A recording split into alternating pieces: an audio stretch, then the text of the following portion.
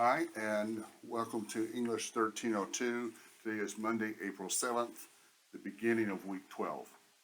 You may have noticed that we missed our quiz for last week, the third quiz covering weeks 10, 11, and 12.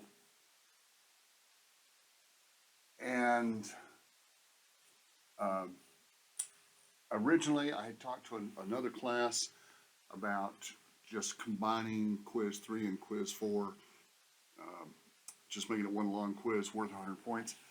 And I started thinking that might be a problem. There might be some problems with that.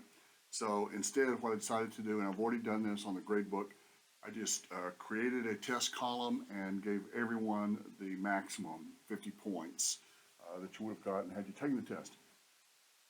That's great, wonderful, you're welcome.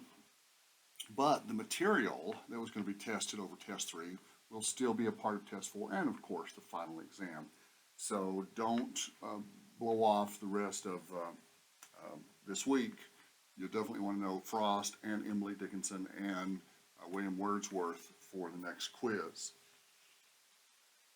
I'm in the middle of grading your R3 outlines right now. I should have them graded. I'm going to get them done as quickly as I can. I'm hoping to have them done in just a couple of days, end of the week at the latest.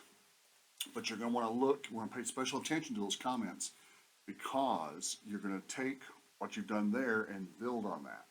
So if you've got a good thesis, use that thesis for your R4.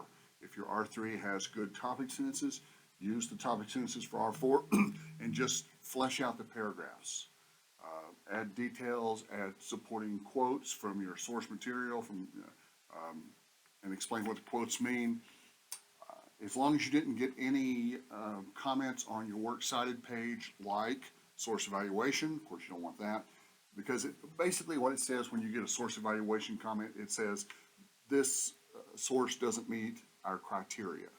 So if you do get one of those, just go back to Google Scholar and look for another source that has depth, has timeliness, has an authority, has an author, and has citation, that one that does meet all 4 of our criteria, and plug that in. Now remember, you're only allowed 3 sources, so don't just add one more on. Stick with the original 3, dump whichever one did not originally meet, because the R4 will still be graded upon source evaluation, just like R3 was. I hope you're enjoying the poetry unit. Again, it's very helpful. 2 things be very, very helpful to you. Have those vocabulary words out in front of you. Go ahead and print that off, and as you're reading the poems, look at the vocabulary words. It will really help you to understand it better. Secondly, there are so many things out there designed to help you appreciate poetry.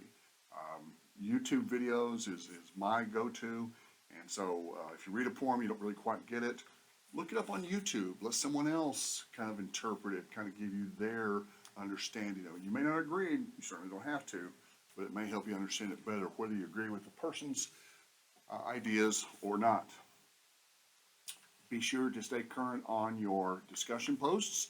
We still have, I think, 3 left for this semester. They have to be 200 words or more. They have to clearly, obviously, answer the discussion question. And it's very helpful to me if you'll answer that discussion question in the first sentence of your answer, then explain in the 5 or 6, 7 sentences that follow. Again, 200 word maximum.